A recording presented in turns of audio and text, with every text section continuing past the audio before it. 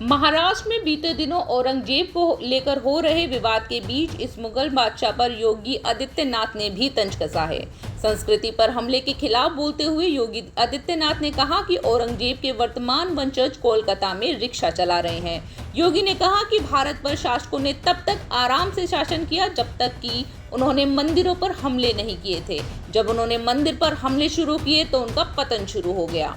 योगी नोएडा के culture save India foundation के एक कार्यक्रम में बोल रहे थे। उन्होंने कहा कि भारत अपनी आस्था और संस्कृति के साथ खिलवाड़ बर्दाश्त नहीं करता। संस्कृत और संस्कृति ही भारत की पहचान है। संस्कृति पर हमला उस विकृति को बढ़ाने जैसा है जो बीज की नियति को फलने फूलने नहीं बल्कि सड़ने गलने के लिए छोड़ देना चाहता है, और इसलिए सांस्कृतिक हमला सबसे खतरनाक हमला होता है। योगी ने आगे कहा कि देश में लोग तब तक आराम से शासन करते रहे जब तक उन्होंने मंदिरों पर हमले नहीं किए थे। योगी ने कहा कि जब मंदिरों पर हमले हुए तो उनके पतन भी आते दिखाई दिए। मैंने सुना है कि औरंगजेब के वर्तमान वंशज कोलकाता में रिक्शा चला रहे हैं। यह भी एक स्थिति उनके सामने आई है।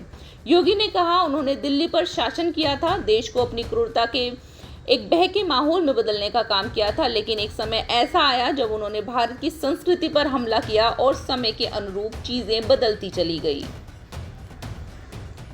आइए आपको भी सुनवाते हैं योगी आदित्यनाथ का बयान।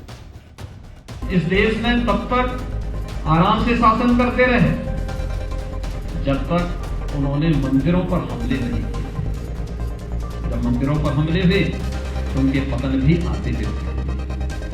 मैंने सुना है कि औरंगजेब के वर्तमान पूर्वज कोलकाता में रिक्शा चलाने का काम कर रहे हैं। यानी यह भी एक स्थिति उनके सामने है। बीज का सड़ जाना, गल जाना, ये उसकी विकृति है।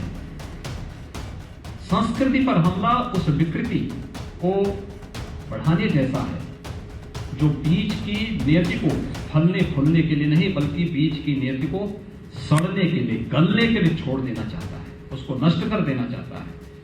और ये सांस्कृतिक हमला सबसे खतरनाक हमला होता है। याद करिए, मुगल इस देश में तब तक आराम से शासन करते रहे जब तक उन्होंने मंदिरों पर हमले नहीं किए। जब मंदिरों पर हमले हुए तो उनके पतन भी आते दिखाई दिए। मैंने सुना है कि औरंगजेब के वर्तमान पूर्वज कोलकाता में रिक्शा चलाने का काम कर रहे हैं।